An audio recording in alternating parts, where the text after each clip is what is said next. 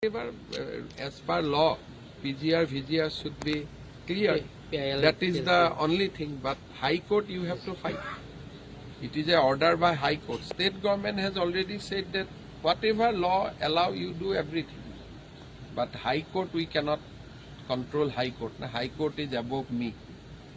But I have given another advice that we can in the Pgr-Vgr land we can construct an airport for the people of Kepaklang, and I can push that because other side they have said not good, but this side we can also think of doing a good airport.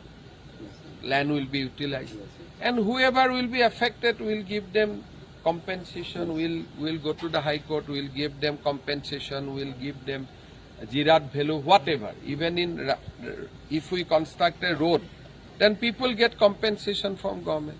So we can utilize Pgr land also in a good way.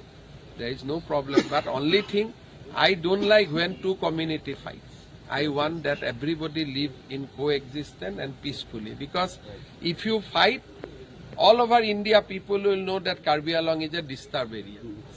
So we should amicably, we should sit across the table and we should resolve. Everybody is our brothers and sisters. You just do not allow fresh people to come. Whoever is originally here, they should be treated as a brothers and sisters.